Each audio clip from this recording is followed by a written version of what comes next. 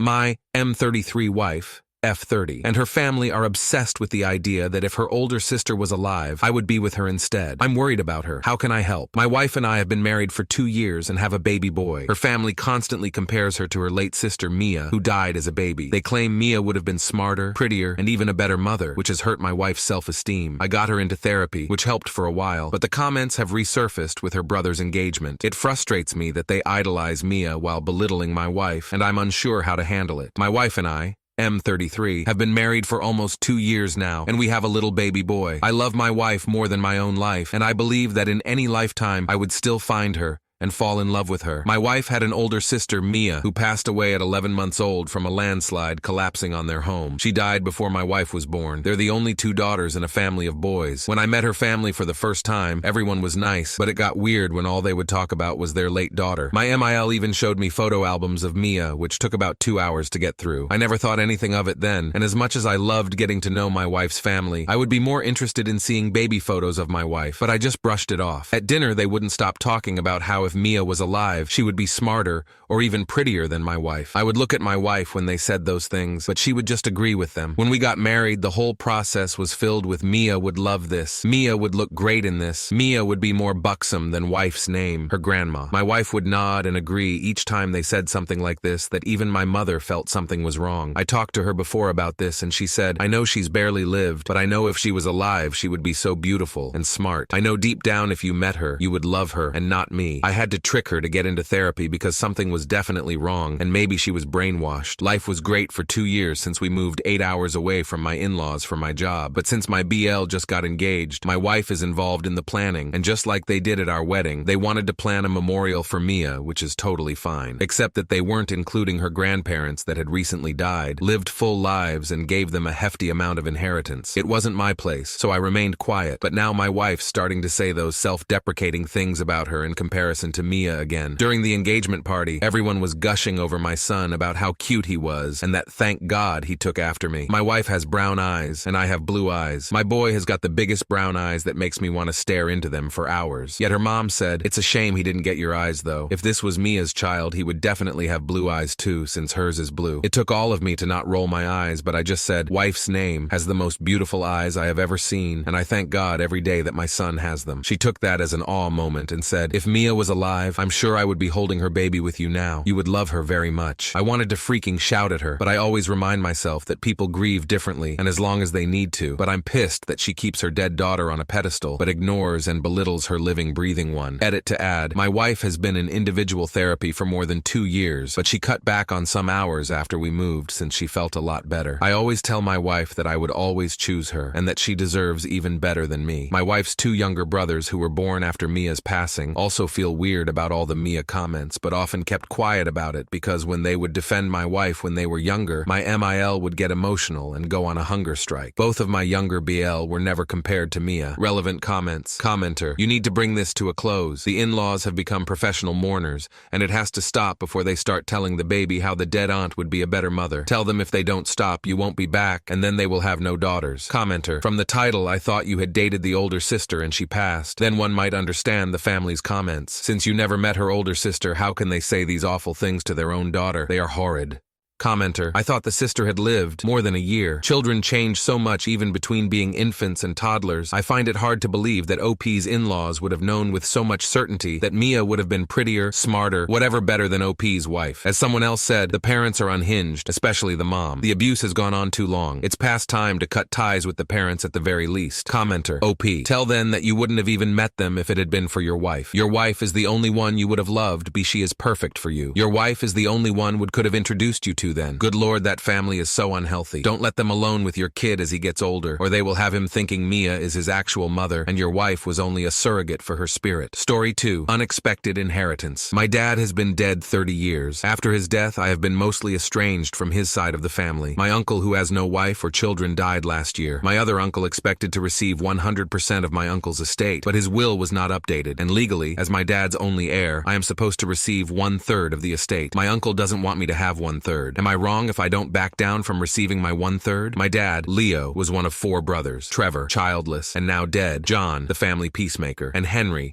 the most distanced. He killed himself and my sibling 30 years ago when was a young child. While my mom was grieving the loss of her husband and child, his parents and 3 brothers came to our home and took family guns, furniture, and other items they believe was theirs to reclaim, and sued my mom for copies of his suicide letters. They had deeply personal information about my mom that she did not want to share. They blamed my mom for the suicide, but I believe they were equally to blame. After his death, I was invited to a few family functions, but they were cruel to me, did not welcome my mom, and ultimately my mom allowed me to make the decision not to join anymore. My grandmother died a few years later, and my grandfather died when I was freshly into adulthood. I found out via Facebook. After my grandfather died, I received like $50 from a life insurance policy, nothing else. As an adult, my childless Uncle Trevor made occasional attempts to stay in contact with me, more so in the last several years. My Uncle John has called every few years to tell me he wished I would show up to more family events, but never invited me to anything, so I never had the chance to show up. I never speak to Henry. I have never asked them for anything or expected anything from them. Trevor died last year. I attended the funeral with my children, visited with the family, and expected nothing more. About a month ago, John called to let me know how messed up Trevor's will was, that he'd spoken to 4 different attorneys and 3 of them wouldn't take the case, and to expect to be contacted by an attorney to sign something. Trevor had verbally told John everything was his, but had not updated his will to reflect that. I felt like he was being deceptive, so I looked through county records to find the probate lawyer, get a copy of the will, and understand what exactly was going on. I am currently set to receive 1/3, and they need me to sign to agree to John being the executor. John found out that I did independent research,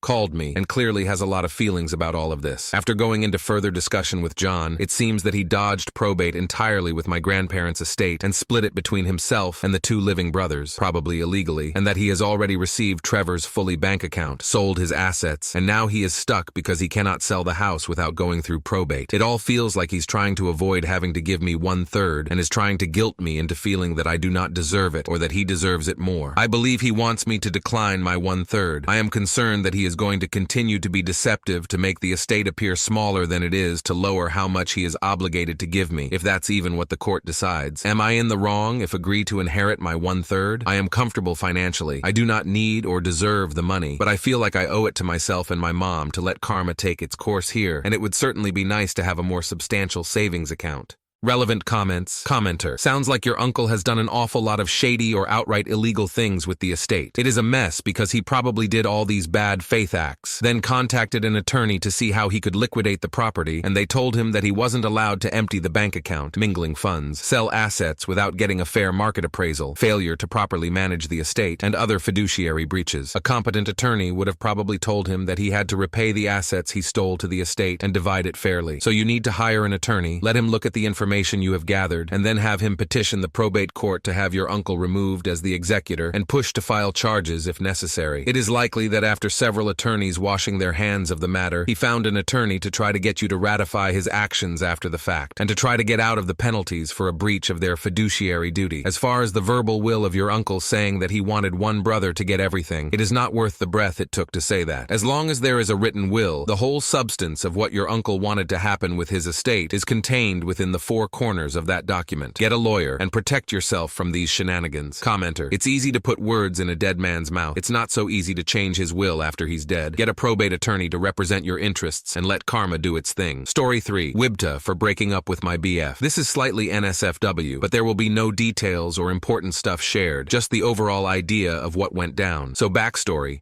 Me, 22, and my boyfriend, 24, have been dating for 3 years. I have borderline personality disorder, medicated and going through therapy, and I struggle to have S3X because of insecurity issues. So the idea of having a third partner was always something I was okay with, but he was really hesitant on the idea. There is another female, I'll call her Yasmin, 20, who I am very attracted to, but obviously I haven't said or done anything inappropriate with her before. However, one night she came over, and me, her, and my BF got to talking about a threesome. Nothing happened that night, but we talked about it a lot, and it seemed like things were going well. I also need to state that Yasmin has a long-distance BF, and he was present on video chat during all of the conversations and was consenting as well. It's also necessary to state that I was full-blown manic when these conversations happened, so a few days later when I realized I dug my hole too deep, I told my BF that I wanted things to slow down for now. I got in over my head and it was too much. I had some insecurities flaring up, and he even said it was a good idea to keep distance from her for a little while because he thought he was developing a little crush, so things cooled down. A week later, I see Baby Goth texted him on his phone. Mind you, I trust this man wholeheartedly.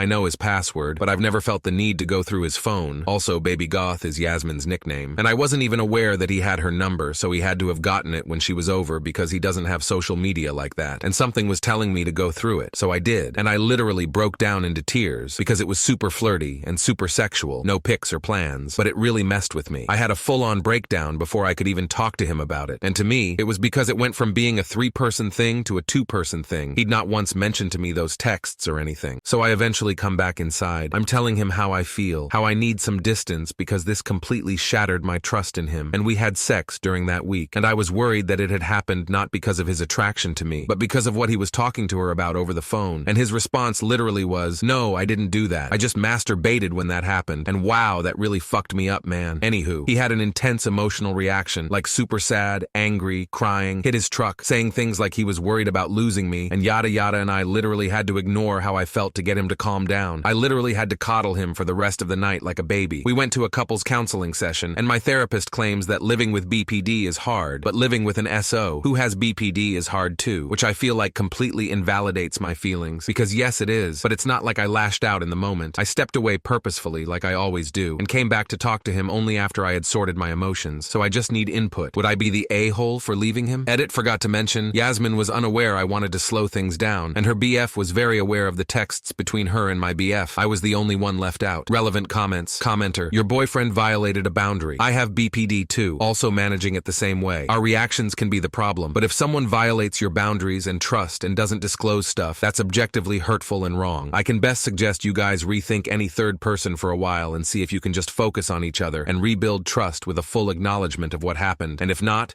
you would not be overreacting to leave someone. Listen to your gut. Commenter, it's a tough thing to deal with altogether. The therapist is right. BPD is tough to live with and tough to date. I don't think it was invalidating your feelings because couples counseling is for both people involved. As far as your partner sexting this third, sometimes it is hard to go from being really on board with it to cutting it completely cold turkey. It's just hard to keep up with. Yes, your partner should have been open with you about it, and we have to think about why he wasn't. Clearly, he didn't think it was a big deal, and I think that's a sign that maybe he didn't fully understand the boundary. If the boundary had been clearly communicated, that's another story. As this situation seems like it might trigger some BPD symptoms, I would caution against a rash decision. Talk with your therapist to see if your thoughts make sense, and then go from there. Thank you so much for watching until the end. If you enjoyed our videos, please don't forget to like, share, and subscribe to stay updated with our latest ones. Have a great day.